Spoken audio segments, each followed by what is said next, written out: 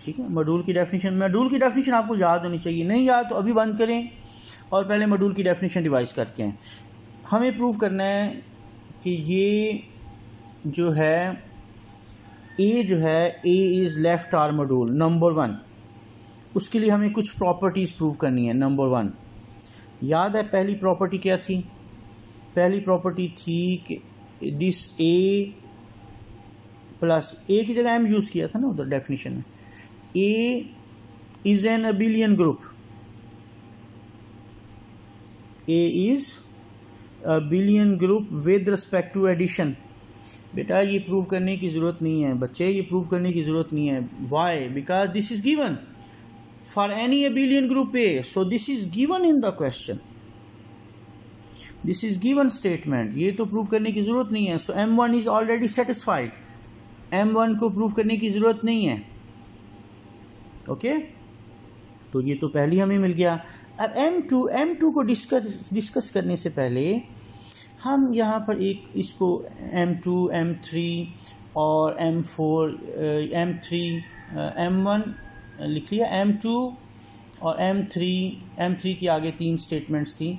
वो ये प्रूव करने के लिए पहले M2 प्रूव करेंगे, लेकिन इससे पहले मैं एक फंक्शन डिफाइन करना चाहता हूँ। Define a mapping, define a mapping या फंक्शन। ये बेटा ये स्टैटिक एक फंक्शन है। स्टैटिक मींस मल्टीप्लिकेशन लगा लें, ठीक है। ये आप इसको ज़हन में, मल्टीप्लिकेशन जो है वो हम इस तरह से कि एक रिंग का एलिमेंट लेंगे और ये क्रॉस प्रोडक्ट है, क्रॉस प्रोडक्ट नहीं sorry, this is Cartesian product, R और ए का कार्टेशियन प्रोडक्ट, ठीक है। हम एक स्टैटिक फंक्शन डिफाइन करने जा रहे हैं, आर और ए की कार्टेशियन प्रोडक्ट, और इसका जो रेंज है वो हमें मिलेगी ए से, और इसको डिफाइन इस तरह से करते हैं सच दैट स्टैटिक डिफाइन कर रहे हैं कार्टेशियन प्रोडक्ट आर और ए का। इसका मतलब है पहला एलिमेंट जो है वो आर का होगा और दूसरा एलिमेंट जो है वो ए का होगा। तो आर का एलिमेंट हम स्मॉल आर ले लेते हैं और ए का एलिमेंट हम स्मॉल ए हम एक्स ले लेते हैं। और आंसर कहाँ से आना है? आंसर रेंज ए से आना है, और ए का आंसर जो है वो हम फर्ज कर लेते हैं कि वो है phi of R into X, ठीक है। Phi of R into X, उसकी रीज़न ये है कि फाई ऑफ आर जो है, phi of R, phi is a function. जब हम फाई ऑफ आर लिखते हैं बेटा तो उसका आंसर मिलेगा endomorphism of A. Phi of R endomorphism of A, और एंडोमॉर्फिज्म ए टू ए है, इसका मतलब है phi of R actually A का एलिमेंट है। फाई ऑफ आर किसका एलिमेंट है? ए का एलिमेंट, ए का एलिमेंट जब ए के एलिमेंट से मल्टीप्लाई होगा तो वो ए का ही एलिमेंट होगा। इसका मतलब है ये रेंज जो है वो ए में से इसका आंसर आएगा, ठीक है। फॉर एक्स बिलोंग्स टू ए, ठीक है। इस पॉइंट पर ज़रा गौर कीजिएगा। फाई ऑफ आर बेटा, फाई की रेंज देखिए ना, एंडोमॉर्फिज्म ऑफ ए। एंडोमॉर्फिज्म में फंक्शंस होते हैं, कौन से फंक्शंस हैं?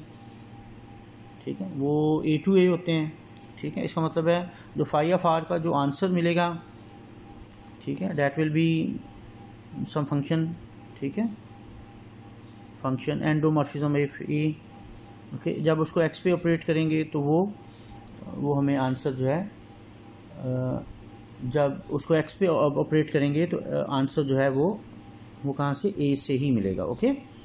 सो ये हमने डिफाइन कर लिया। ये ऐसे ही बेटा, ये जैसे आर को एक्स से मल्टीप्लाई कर रहे हैं, ठीक है, आर को एक्स से मल्टीप्लाई कर रहे हैं और ये उसका ये मल्टीप्लिकेशन का ये हमने एक फंक्शन डिफाइन कर लिया, ओके। अच्छा, M2 के लिए हमें अगर डेफिनेशन आपके ज़हन में ज़रूर होनी चाहिए। हम आर हमने कहाँ से लिया है?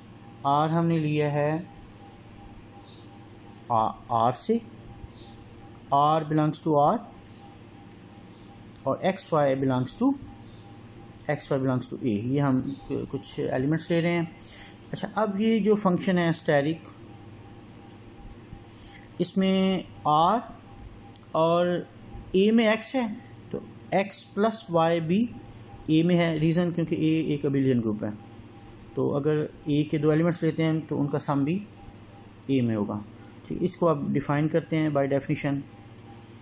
तो यहाँ से इसकी डेफिनेशन क्या है, स्टेरिक आर एक्स क्या है, फाई एफ आर, यानी इधर आर है तो फाई एफ आर आ जाएगा, ये फाई एफ आर आ जाएगा, और इधर एक्स है तो एक्स की जगह एक्स प्लस वाई आ गया। अब बेटा जी ये है फाई एफ आर,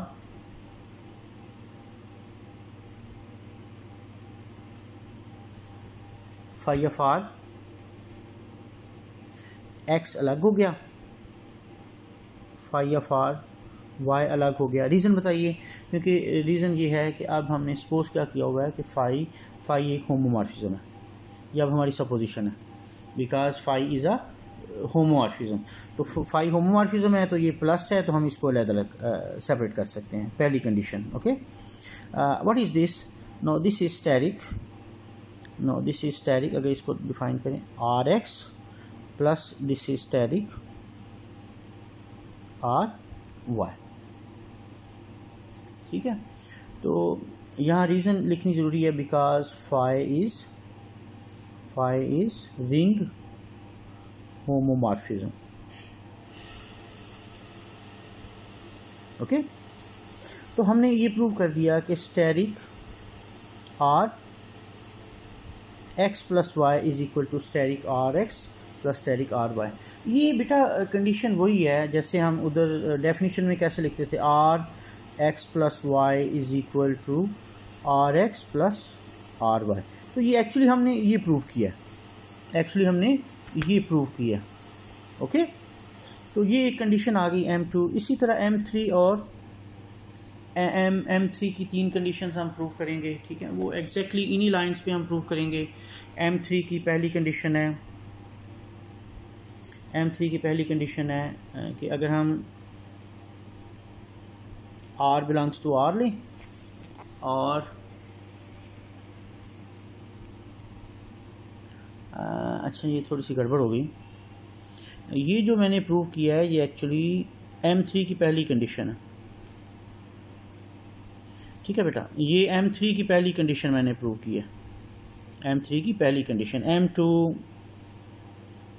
M2 अब इतना लेंथी लेक्चर हो गया, मैं भी थक चुका हूँ, 46 मिनट्स हो गए हैं। चले M2 मैं आपको दोबारा बता देता हूँ। M2 है बेटा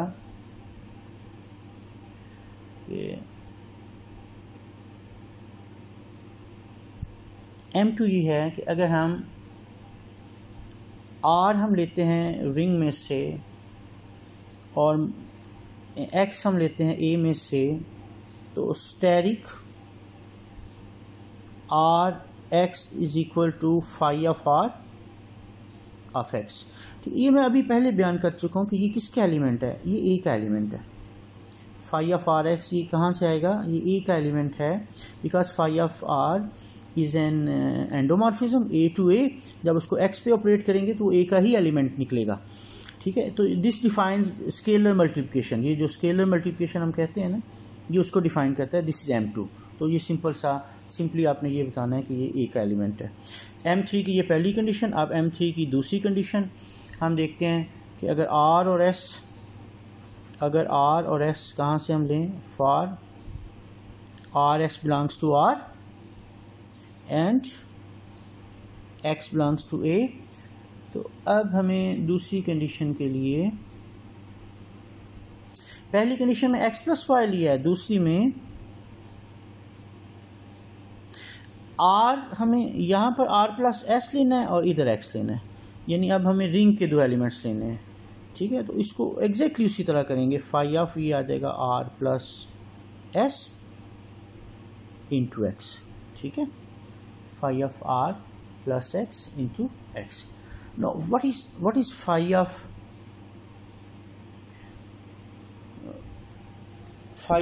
R plus X, phi of R plus S?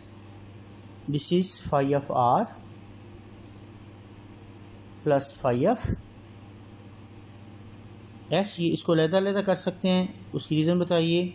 Reason ये है कि ये हमने सपोज किया हुआ है कि फाई जो है इट इज़ अ होमोमॉर्फिज्म। ये क्या है, एक होमोमॉर्फिज्म है, ठीक है।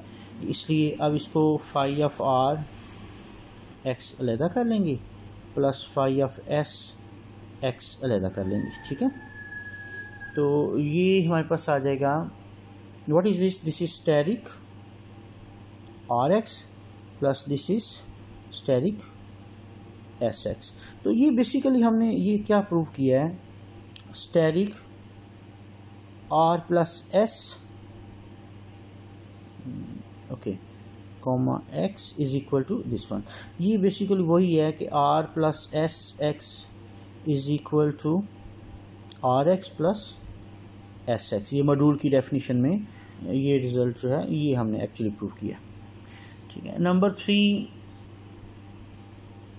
वो नंबर 3 के लिए अब मैं नेक्स्ट पेज पे जाऊंगा, इसलिए मैं इधर ही नंबर 3 लिख देता हूँ। नंबर 3 उसमें बेटा हमें ये स्टेरिक दो एलिमेंट्स आर प्लस की जगह बस मैं ये प्रोडक्ट ले रहा हूँ, ठीक है। बाकी उसी तरह आपने ये जैसे ये ऊपर प्रूव किया है, तो ये आ जाएगा फाइनल, इसका आंसर आ जाएगा स्टेरिक, ठीक है, और आर इधर स्टेरिक एस एक्स, ठीक है। ये मल्टीप्लिकेशन की डिस्ट्रीब्यूशन के मतलब है, तो ये आप देख लीजिएगा, ये सिंपल 3-4 स्टेप्स हैं, ये उसी तरह हैं। तो बिलाहर ये जब तीनों स्टेप्स हम प्रूव कर देंगे कि ये सेटिस्फाई हो रहे हैं, तो इसका ये मतलब होगा कि ई जो है E is left arm module है। तो ये हमने प्रूव कर दिया कि ए लेफ्ट आर्म मॉड्यूल है। मैं उम्मीद करता हूँ कि आपको समझ आ गई होगी। कुछ छोटे छोटे पॉइंट्स अगर रह गए हैं, बहुत बारीकियाँ कोशिश की है मैंने उसको एक्सप्लेन करने की। तो बेटा इस तनाजुर में कि ये एक रिकॉर्डेड लेक्चर है, आप लोग सामने नहीं बैठे हुए, आप इसको 2-3 दफ़ा लेक्चर को सुनिए, जहाँ समझ नहीं आती स्टेप वाइज आप उसको देखिए, ठीक है। नोट्स पे सेम सॉल्यूशन है इसी तरह। तो प्लीज़ इस पे आपको एफ़र्ट करना होगी, ठीक है। कुछ रिंग की डेफिनेशंस रिवाइज कर लें, मॉड्यूल की डेफिनेशन आपके ज़हन में होनी चाहिए। होमोमॉर्फिज्म एंडोमॉर्फिज्म में फ़र्क स्टार्ट में मैंने एक्सप्लेन किया है, वो आपको समझ होना चाहिए। तो आई होप कि आपको ये क्लियर हो चुका होगा। ये एक स्टार्ट में मुश्किल थ्योरम था, आगे चीज़ें इंशाल्लाह आसान हो जाएंगी। ओके, ज़रूर इसका फ़ीडबैक दीजिएगा ग्रुप में, वो जो थ्योरी ऑफ मॉड्यूल्स ग्रुप है उसमें कुछ ना कुछ ज़रूर बताइएगा कि आपको कितनी समझ आई है। Thank you so much.